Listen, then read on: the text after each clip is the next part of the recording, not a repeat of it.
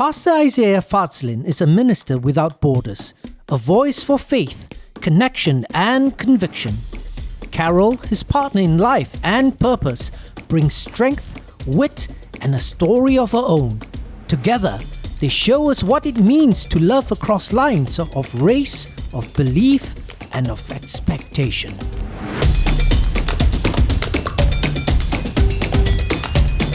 This is Hotplate SG60 and we are serving up Assam Laksa.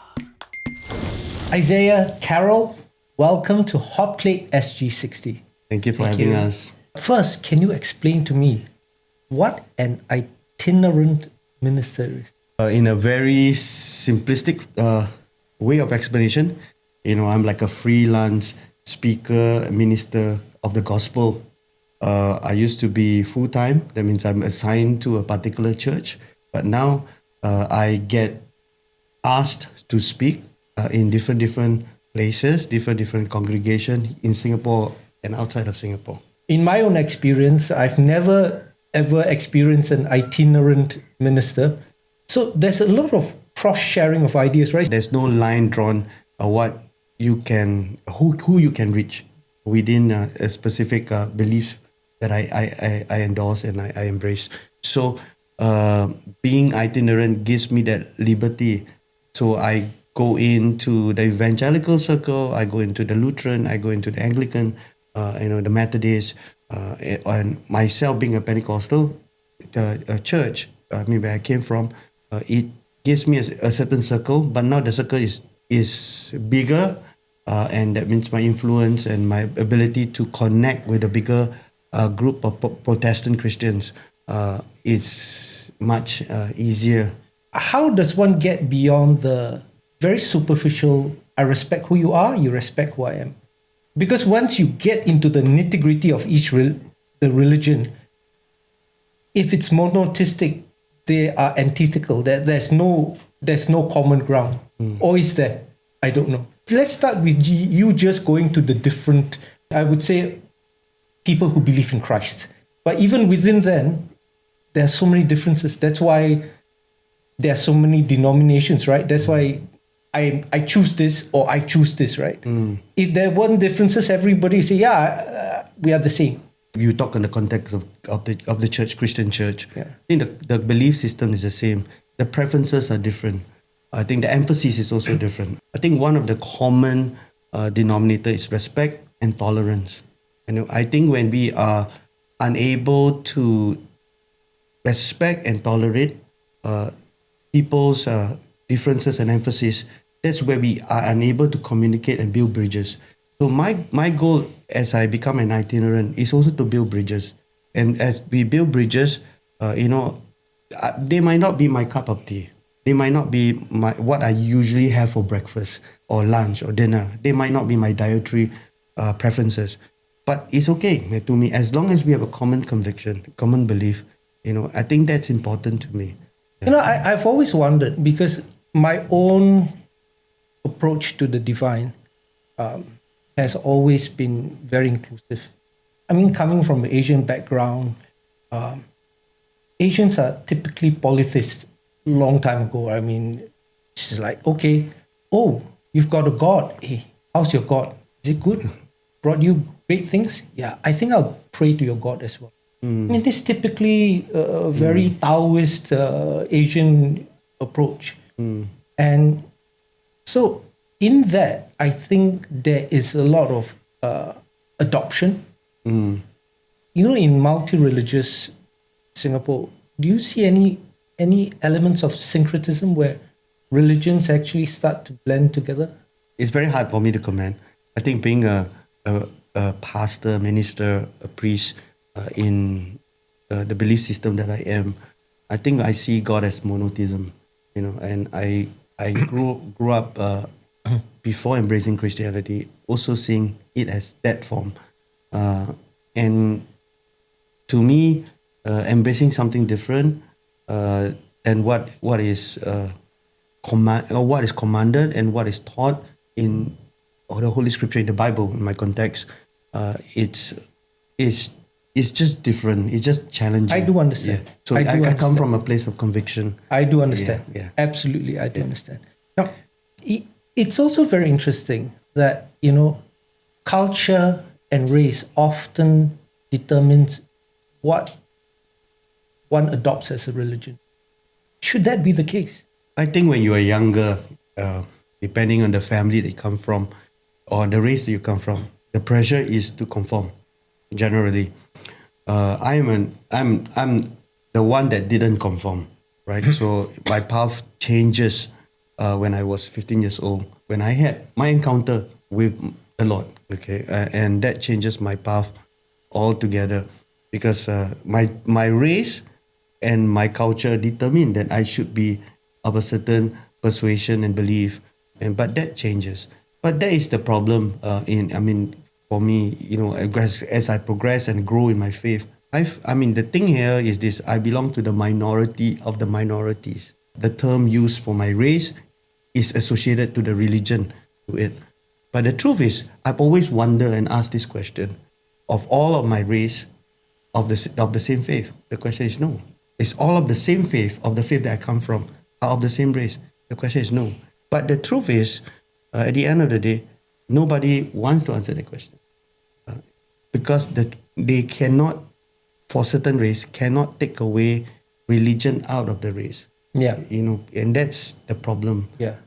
I come from a specific race, but in my race, I realize that not everybody is of the certain faith, majority of that faith. I hear people of my race that are, that are Buddhist, who are Catholic, who are Hindu, and of course myself, Christian. The question at the end of the day is, what happened to this group of people? Are they marginalized? They are. They are not represented. They are not talked about. We don't know where we stand in society. We are not included in the majority of our race. But all because, race and religion has been put together, as linked together, which should not be. Because race is who we are growing up in the society. But what we choose to believe eventually is the choice and the path that we take, which should not be the defining factor of. So that's my personal belief. Yeah. How did the Lord speak to you? What was your moment? I was minding my own business. My story is a bit comical. 15 years old, I grew up in a very fundamental persuasion of my previous faith. I grew up reading the holy book of my previous faith. I've done all this, religiously followed. And one day I was tricked to church, by my best friend. Right, my best friend lives a couple of gates away from my house, and we went to. We were supposed to go shopping, but we ended up in an auditorium. I was tricked, literally tricked, and I was very angry. And I ended up in the back of an auditorium. By now, the definition is service, right? So there's a whole service started. People were singing, clapping. I don't understand a single thing. Someone came up for the next 30 minutes. All he did was he screamed on the microphone and trying to deliver a message. But what was the pivotal point of my life was towards the end, when things was quiet down. Something supernatural, touched my heart. I could see it's a supernatural experience. I can only use terms like I had a God encounter. Yes. And I walked out from that premise feeling totally convinced that Jesus is the way. And that's where a week later I gave my life to Jesus. To just put it in record, my friend was not even a Christian that brought me to church. Why did he do it? I'm curious. Right. A week before he came to church, he saw girls and thought that the next week, week, the best thing he could do was invite his good friend so he can have a view of, and the fact is that when he invited me to church on that particular day, when he tricked me to church, he didn't even sit with me. He sat with the girls and left me behind. I think that was a God thing. That is a very common wrong reason to go to church. I've been through it. It's like, okay. But he didn't even tell me that he's looking at girls. He told me that we're going shopping.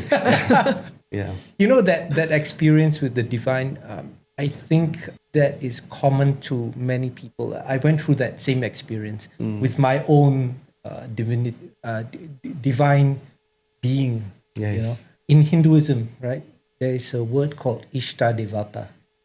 God is one, but He has many faces because we are all different. He needs to talk to you in the person that you can connect to the best. So it's like if God only had one personality, but the whole world has so many personalities. You know, some people may not like a God that is too fierce, gentler. So He appears in a gentler form. And that gentle form has a different name. It's a difficult concept initially to understand through the intellect. But if you are touched like yourself, a certain knowledge is put into you and you sort of understand it, but you can't really explain it. Yeah. It's like what's heaven, right? What's heaven? I don't know. I absolutely. It's like I do a lot of meditation, right? So meditation, calm your mind, nirvana and all that. What's nirvana? I won't know until I step through the gates. Okay, let's move on from this very heavy topic to something only slightly less heavy. Interracial relationships. Carol, Isaiah, you're both married. You're both of different races. First, tell us your love story. There's two versions to this. That's my version, and my version could sound rather biased, but this is what I always said. She chased after me. Yeah. Wow, that's not true.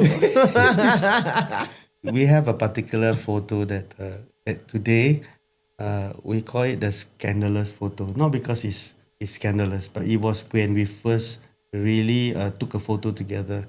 But the photo has a story behind that. My wife was quite popular. She was from Anglican church, whereas I'm from an independent church. But we do a lot of collaboration and a lot of conferences together, specifically towards young people. She was on staff, a youth staff. I was a pastor in my church, and so the story is that there was a pastor that was after her, and she just cannot stand this particular pastor.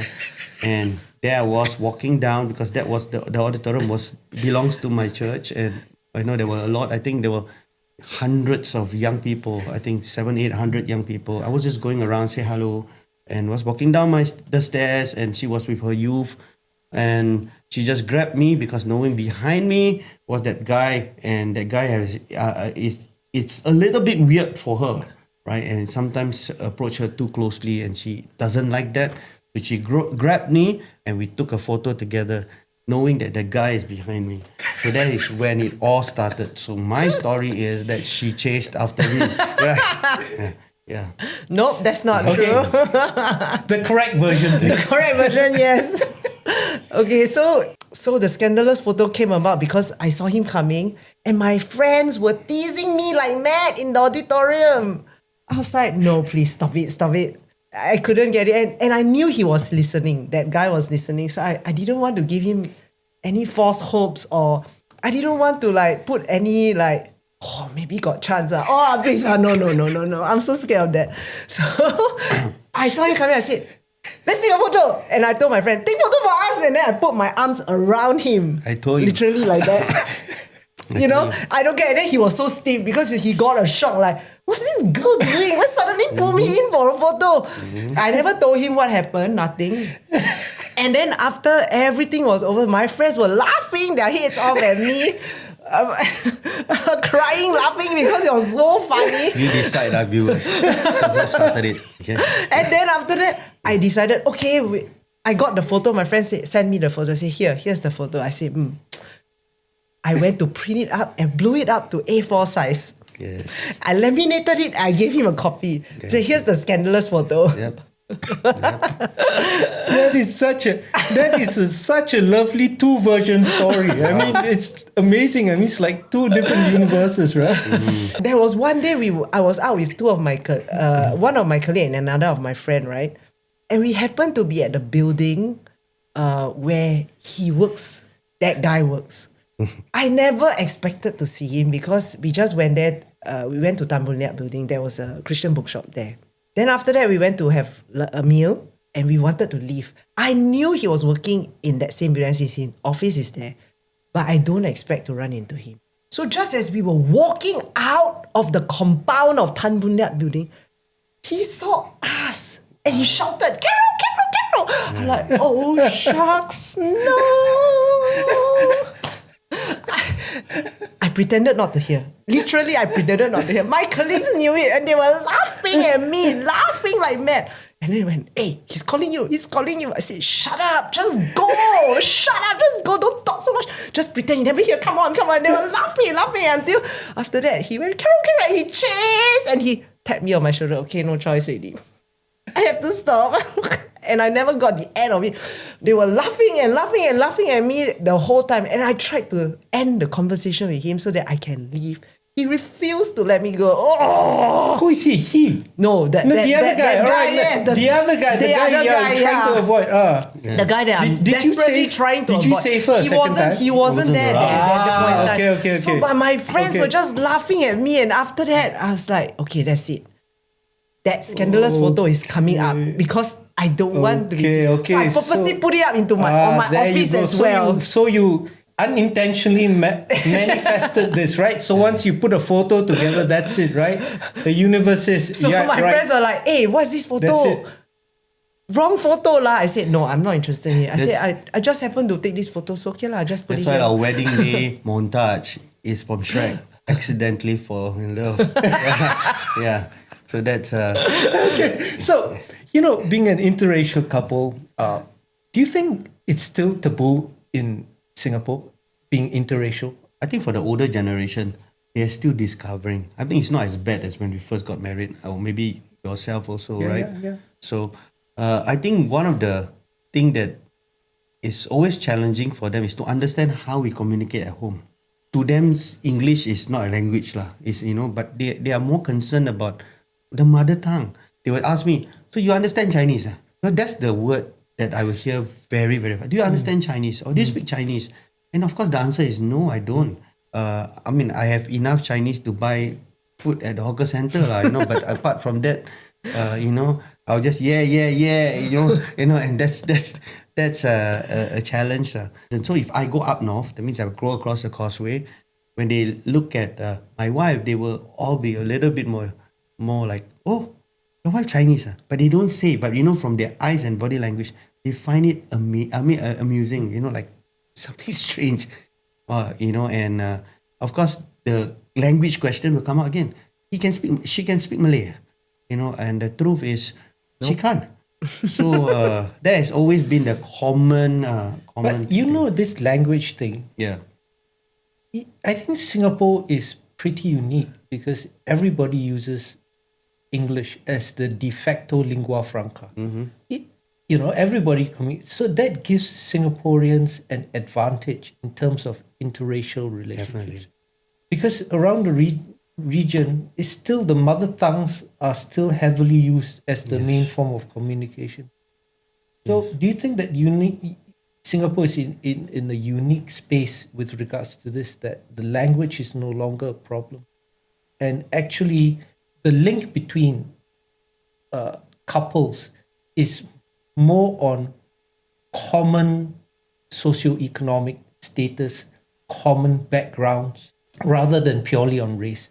So the connection, the love connection, the emotional connection is no longer racial, but could be on a socioeconomic level, could be on a religious level. What do you think? I think so. I think culturally also, though we speak English as a common language, but we do have cultural upbringings that clash with one another. I came from a very proper, quiet, we we show respect in a certain manner. We express ourselves differently to the elders in the family. In comparison to when I marry my wife, I think her family is very unique.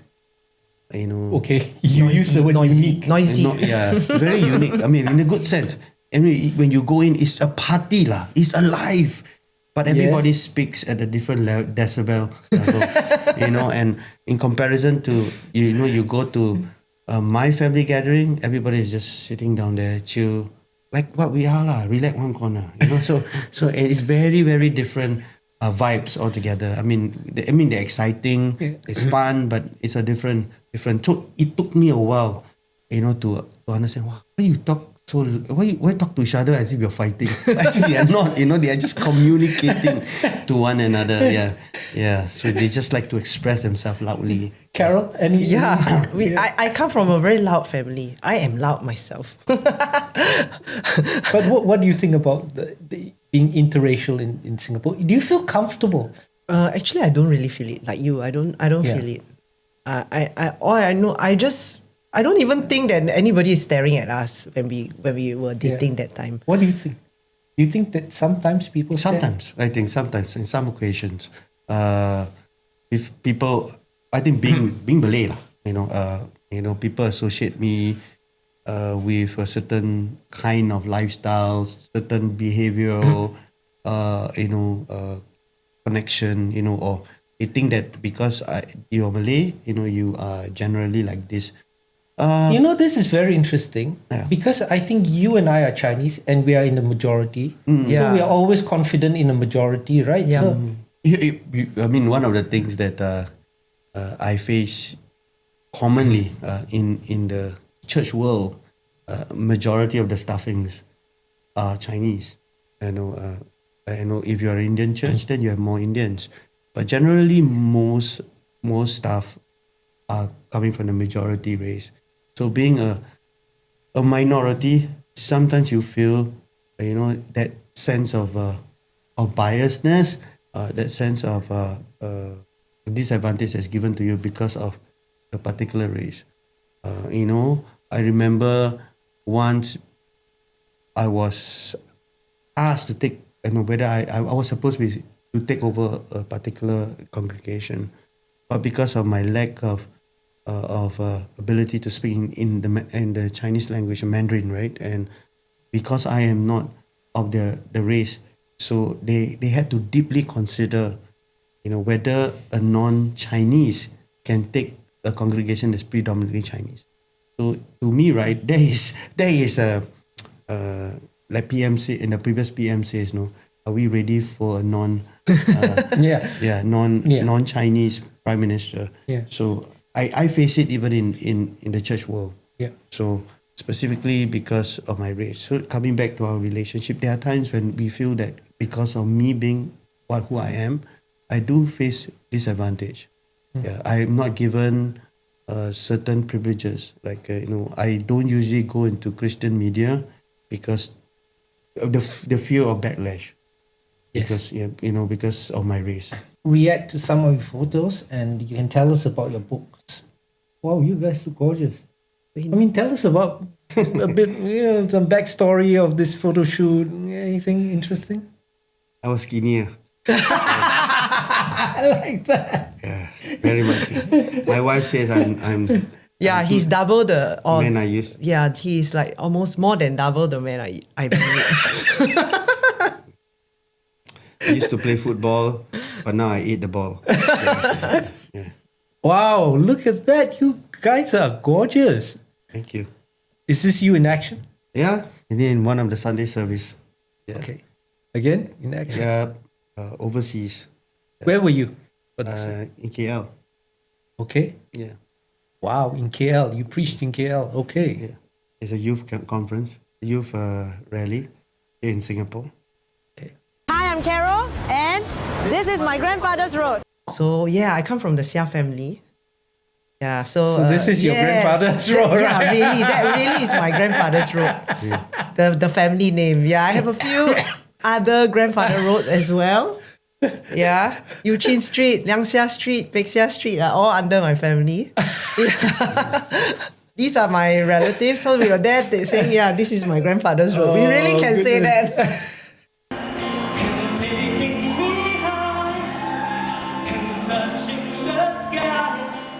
It's me singing in my wedding. So, what song did you sing? Oh, it was in those days we have Singapore Idol, right? Yeah. So Hadi Miza just won Singapore Idol. Okay. And he sang a song called "You Give Me Wings." So I sang "You Give Me Wings" because Wow. it's like Red Bull, my wife. Give me wings. Yeah. So I sang that song. Tell us about your books. My books are specifically centered on either you're doing ministry, doing church work, or you're doing you are trying to become a Christian in a society or different contexts like a office or school. They all come from the Bible, but principles to help us to reflect, think, or how we can be aware of God wherever we go lah. Can you give me a favorite example from your book? Like, for example, some... I talked about one of my books called Find Peace. And I think one of the biggest pursuit of humankind is to find that place of center, to find a peace. And one of the points that in one of the chapters I talked about specifically how God was in the storm, and Jesus was in the storm, and he taught us how to go through a storm. Specifically, he talks about speaking to the storm, and that's the power that every believer has, because of the word and the authority that God has given to us. We can speak to our storm, and when the word that was spoken was the word shalom, which actually in Hebrew means peace, and it's more than just peace, but it's the word that talks about a wholeness and a complete wellness of oneself, and God speaks that to the storm. And I think that in our life, we can speak that into our life. And I believe the power of the word, of decorative word, the decoration word, have the ability not only to change our atmosphere, but will change our internal. I wrote the book to help people, especially in this time where there's a lot of uncertainty. We don't know what will happen from the tariff. We don't know what will happen in the next couple of months from the different wars, and that's why I wrote that book, so that we can find our center. Yep. That is beautiful. I really like that excerpt from your book. Isaiah, Carol, I really enjoyed this session with you. I've learned a lot. For me, divinity, religion is something that we need more of, not less of. Living in a very, very secular world, a lot of people think that we can handle it through logic, through science alone. But as you get on in life, you realize, no, there are many things that are beyond your control. Yes. And can only be solved through a very powerful force. I think prayer, right? Thank you so much. I hope you guys are hungry. We are going to be eating Assam Laksa. Assam Laksa, a boldly sour tamarind noodle soup shaped by Singapore's Malay and Peranakan roots. Not the laksa lemak with coconut cream and santan and all that. This is a rarer version. This is Assam Laksa. Wow. Okay? So, what ingredients do we need? We're going to play a game first. I'm going to make you guys guess some of this. This one, Belacan. spot on, A+. This one, Asam keping. okay. What is it? Asam lah. The word say Asam. So I would Assam, think- yes, tamarind. This is the tamarind skin. I see. The skin. Wow. So it gives a sour, tangy taste. This one. I know. Smell like what? This one you... Something paste, the rojak paste. Prawn paste, is it prawn paste? Rojak, yes, prawn paste. And this one. Is the Asam. Betul. Assam Assam. Betul. Assam Jawa, you Yes, peel yes. and then you make it into My water. grandmother used to do that. Yes. Okay. Very good. All this I'm sure you all can guess. Except maybe I will test this one. What do you think this is? Curry leaf. Smell? Oh, mint. Yes. Okay. Daun pudina. And this one you all cannot get wrong. Got very strong hint already. Laksa leaf. Correct. Daun kesum. Oh, daun kesum. Okay. So the rest, onions, red chili, serai. Okay. This one is bunga kantan, torch ginger flower. So what we do is that we take this fish, locally known as ikan kembung, Indian mackerel. It's got a very strong fishy smell. That's what we need to do to make the broth. So we take this and we put it with the tamarind peel, the asam keping, and then we boil it down for about an hour so that we create a very strong broth with it. And then make a paste, a chili paste out of the chilies here, the onions, the serai, and then we tumis or fry it, and then we add it to the broth. Okay, that's your base of the Assam laksa. So okay, we are done. We're gonna assemble it in the kitchen. Laksa noodles, fish, pineapple. I mean, this dish actually is interesting because it's a Malay and Chinese combination flavors. Very interracial dish. This is the magic ingredient. Secret sauce. What's this? This is the prawn paste. In Hokkien, we call heko. This is where the magic happens. This is where all the flavors come together. Wow. So before you eat, you must really stir it so that the flavors come together. Okay, shall we go and eat? Yes. Okay, makan. Wow. Come, enjoy. Thank you. Okay. So have you guys had this kind of laksa before, the Assam laksa? Sure you have, right? In Singapore, it's more rare lah, but there is still lah. But this is the original version. Yeah. Okay. Wow. It's really good. Very good. Good thing. I love it. No spice. It's less spicy. It's less heavy than the santan version. I think the blend is perfect.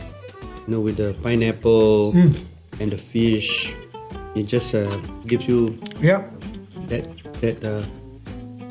different taste. You know, it's like a Malay Chinese mix. It is. Yeah. It is very unique Malay Chinese flavors, and you know the mint leaf. Really, when you bite into it, it gives it another dimension. Cheers. Cheers. For non-chili eater who's a half-baked peranakan, this is fantastic. Finally, something I can enjoy properly, because when the first time I had Assam Laksa, right? And it was the last time I had Assam Laksa. I was in Penang. It was so spicy. Over Assam Laksa, Pastor Isaiah and Carol remind us faith, love, and identity don't need to match to matter. Just share a table, a story, maybe even a scandalous photo. This is Hotplate SG60. Watch more episodes. Laksa got no chili padi. I don't know. I what- saw so many chili padi Yeah. inside. I was like, oh no. Don't have.